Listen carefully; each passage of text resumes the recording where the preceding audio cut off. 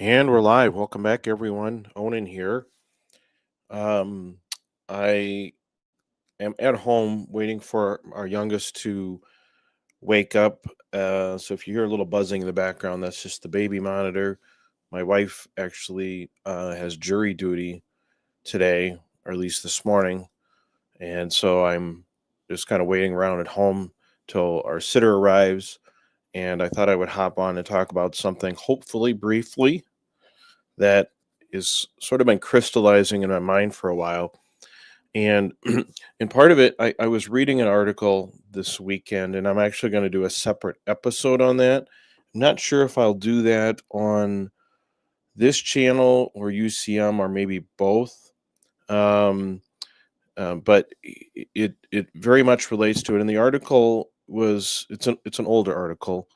It looks like it's a theology paper by a seminarian at the time who's now a priest regarding the question of oral sex slash oral stimulation and whether it is morally permissible in Catholic marriage. And they kind of go through what I would say the usual kind of song and dance. That's my term. Of, well, if it precedes the conjugal act and the conjugal act ends the right way, at least as to the man, it's probably okay, but it has to be in close proximity. And if it's not, and of course the man can never um, complete his part except during intercourse, but the wife can. Um, Maybe can. Some say she can't. Some say she can, but it has to be afterwards. Some say she can, but it has to be before, or it can be before or after, but it has to be so close in time. But under no circumstances should the couple seek sexual pleasure, especially to completion, independent of the conjugal act. I mean, that's, I think, more or less what most Catholics have been taught to believe. That's what I was more or less taught before we got married.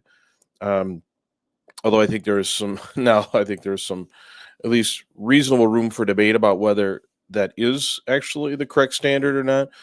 But for purposes of this discussion, that is how most couples operate. I would say in the Catholic space is they operate within the framework that all sexual activity, individual or otherwise, with your spouse is completely forbidden unless it involves the completion of the conjugal act with intercourse, at least as to the man.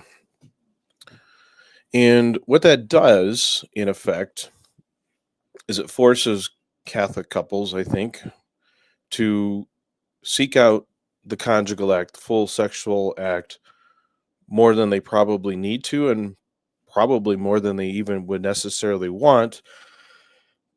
But and that's more or less because and couples are told you can't fulfill any of your sexual needs, whether it's unity, pleasure, release, bonding. You cannot seek it outside the conjugal act. It's immoral to do so. And so the conjugal act becomes the one-stop shop for all of a couple's sexual needs, even if it is just to be bluntly, the husband needs a quickie or something like that, right?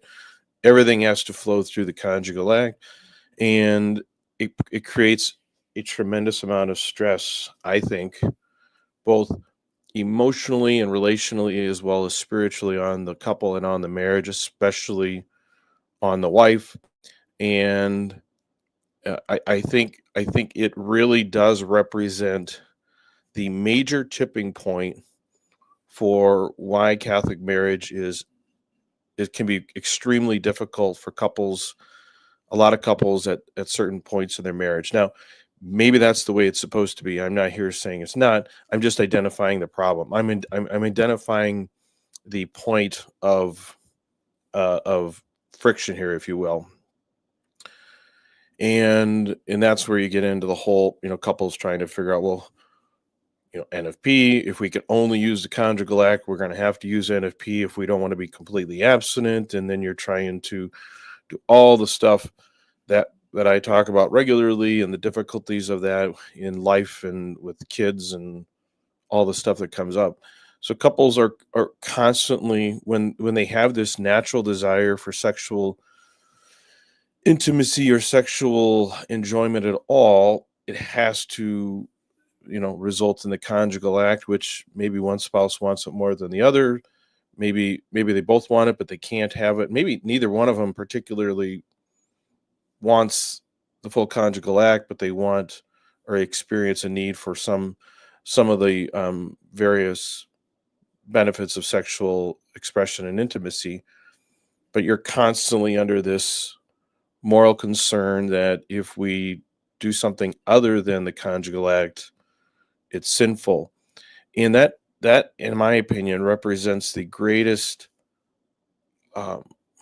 the greatest moral weight on Catholic marriages that are not otherwise using contraception, or not otherwise infertile. For any couple, any marriage that's fertile, and you reach a season, and you will most likely reach a point where you need to avoid getting pregnant, even if it's for a while.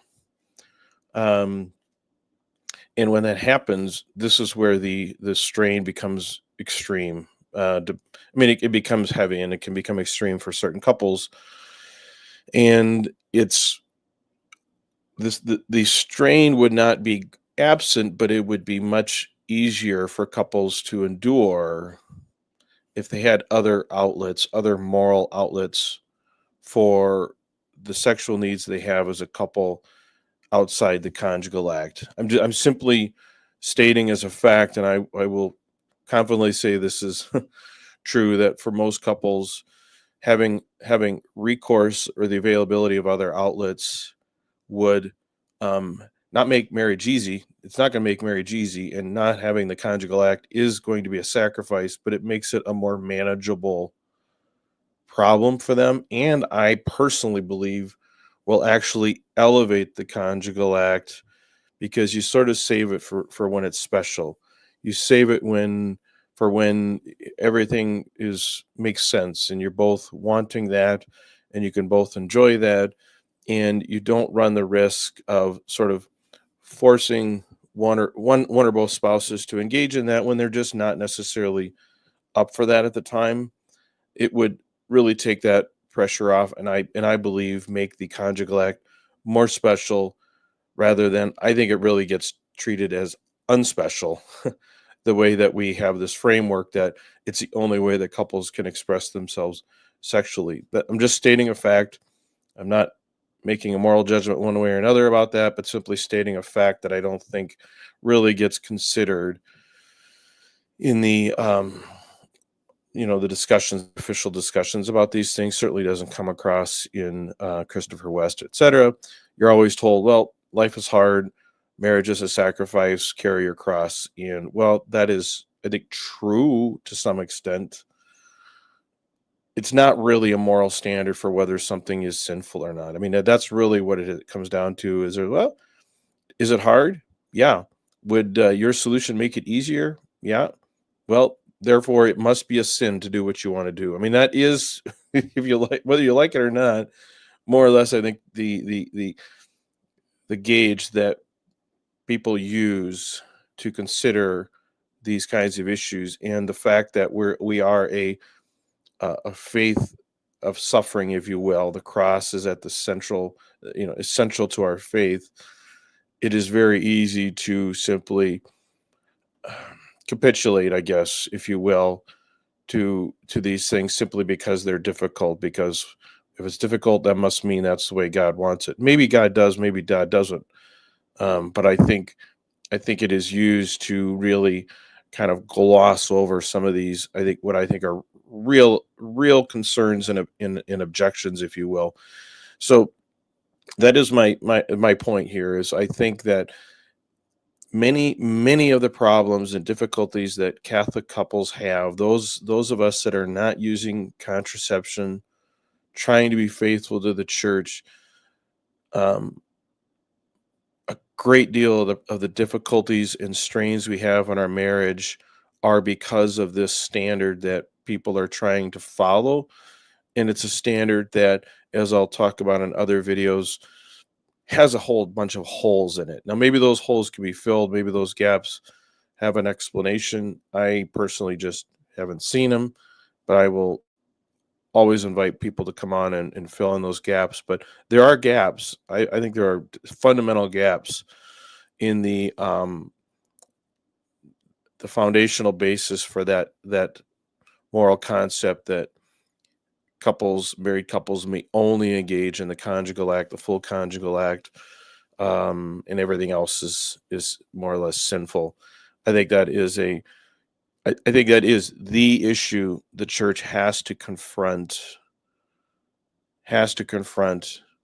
if it's going to respond to, number one, the arguments that have always been out there a long time for um, in favor of contraception, those that challenge the church's teaching against contraception, and then second of all, I would say the growing movement within Catholicism, especially traditional Catholicism, to essentially reject humani vitae, reject theology of the body, and more or less go back to the Augustinian approach, which is sex is only for marriage, for procreation. It's merely tolerated for that, and couples should not be engaging at all unless they're trying or ready to have children. And so NFP is sinful and all that. I mean, that is a growing movement in the church.